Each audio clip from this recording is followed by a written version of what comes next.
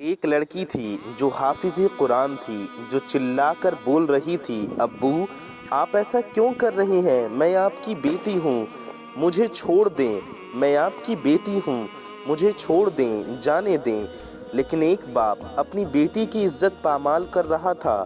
دوستوں، ایک گاؤں میں زویا نام کی ایک جوان لڑکی جو حافظ قرآن تھی، بہت ہی خوبصورت تھی، اپنے باپ کے ساتھ گھر میں اکیلے رہتی تھی۔ اسی گاؤں میں ایک سدو نام کا آدمی تھا جو عملیات کی دنیا میں ڈوبا رہتا۔ سدو نے عمل کر کے 2 جن کو اپنا غلام بنا لیا تھا۔ وہ جن غلام تو بن گئے لیکن اس سے نفرت کرتے تھے۔ اس نے اپنے کمرے میں ایک پلنگ لگا رکھی تھی اور یہ جن اس پلنگ تک نہیں جا سکتے تھے۔ اس نے ایسا عمل کر رکھا تھا کہ یہ سدو جنوں کو حکم دیتا کہ گاؤں سے کوئی جوان لڑکی اٹھا کر لاؤ۔ جن یہ کام نہیں کرنا چاہتے تھے لیکن عملیات کے ذریعے انہیں یہ کام کرنا پڑتا۔ جن اسے لڑکی لا کر دیتے، وہ اسی پلنگ پر لڑکی سے زنا کرتا اور اسی پلنگ پر 2 مٹی کے مٹکے میں پانی بھر کر رکھتا اور وہیں غسل کر لیتا۔ اسی طرح سے نہ جانے کتنی لڑکیوں کو اس نے اپنی ہوس کا شکار بنایا تھا۔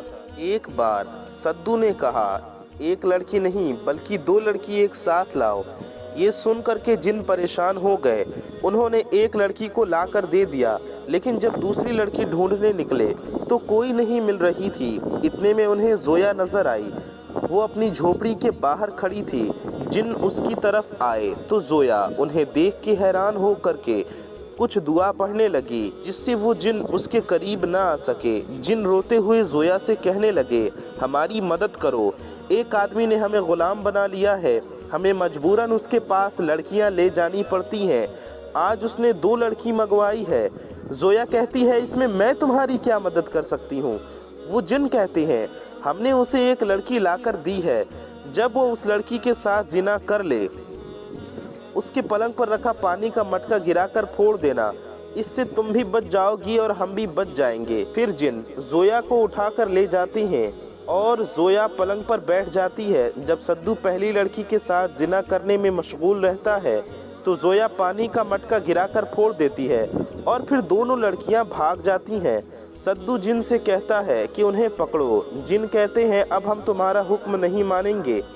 سدو بڑے غصے میں کہتا ہے، میں تم دونوں کو جلا کر راکھ کر دوں گا۔ جن کہتے ہیں، اس کے لیے تمہیں پلنگ سے اترنا پڑے گا اور تم پلنگ سے اتر کر تو دکھاؤ۔ دوستوں، دراصل سدو اور ان دونوں جنات میں یہ وعدہ ہوا تھا کہ اگر ناپاکی کی حالت میں سدو پلنگ سے اترے گا تو وہ جن اسے مار دیں گے۔ اس لیے وہ سدو پہلے پلنگ پر ہی غسل کر کے پاک ہو جاتا تب اترتا، لیکن اب تو پانی کا مٹکا ٹوٹ چکا تھا۔ سدو دیکھتا ہے کہ اس کے پانی کا مٹکا پھوٹ چکا ہے۔ اب وہ نہا کر پاک کیسے ہوگا؟ اگر ایسے ہی پلنگ سے اتر گیا تو یہ جن اسے مار ڈالیں گے۔ 2 دن تک وہ اسی پلنگ پر رہا، لیکن بھوک پیاس کے مارے جیسے ہی پلنگ سے اترا تو وہ جن اسے اٹھا لے گئے اور کافی اوپر تک لے جا کر کے اوپر سے چھوڑ دیا۔ وہ نیچے جنگل میں گرا اور وہیں پر اس کی موت ہو گئی۔ دوستوں، سدو تو مر گیا لیکن اس کا ہمزاد بھٹک گیا۔ اس کا ہمزاد، وہ شیطان، لوگوں کو پریشان کرتا۔ یہ بات پھیل گئی، پورے گاؤں میں ڈر کا ماحول ہو گیا کہ سدو کا شیطان بھٹک رہا ہے۔ اس شیطان کے ڈر سے کوئی جنگل کی طرف نہ جاتا۔ زویا کا باپ کچھ دن پہلے ہی گاؤں سے باہر تھا کہ ایک رات کے وقت اسی جنگل کے راستے سے آ رہا ہوتا ہے۔ سدو کا شیطان اسے دیکھ کر پہچان جاتا ہے کہ یہ اسی لڑکی کا باپ ہے۔ وہ زویا کے باپ پر حاوی ہو جاتا ہے اور زویا کے باپ کے جسم پر سدو کی آتما کا قبضہ ہو جاتا ہے۔ وہ اپنے گھر جاتا ہے جہاں پر زویا دروازہ کھولتی ہے اور کہتی ہے، بابا آپ آ گئے۔ وہ کچھ نہیں بولتا اور گھر کے اندر چلا جاتا ہے اور چارپائی پر بیٹھ جاتا ہے۔ زویا سے کہتا ہے، آؤ بیٹی تم بھی بغل میں بیٹھو۔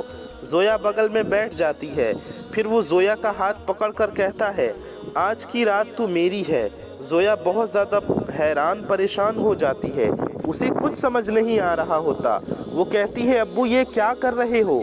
وہ زویا کے کندھے پر ہاتھ رکھ کے وہاں سے اس کا کپڑا پھاڑ دیتا ہے اور زویا کے ساتھ غلط کرنے کی کوشش کرنے لگ جاتا ہے کہ اتنے میں زویا اسے زور سے دھکا دیتی ہے اور کہتی ہے، آپ میرے والد ہیں، ایسا کیسے کر سکتے ہیں کہ اتنے میں وہ زویا کو پکڑنے کی کوشش کرتا ہے کہ اتنے میں گھر کا دروازہ کھل جاتا ہے۔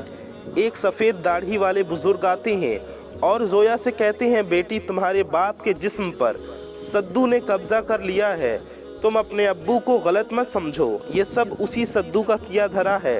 تو بزرگ کچھ دعا پڑھتے ہیں، کچھ عمل کرتے ہیں اور سدو کے شیطان کو ایک بوتل میں قید کر لیتے ہیں اور جنگل میں لے جا کر کہیں زمین میں دفن کر دیتے ہیں، اور ہمیشہ کے لیے سدو کا شیطان وہیں زمین میں قید ہو جاتا ہے۔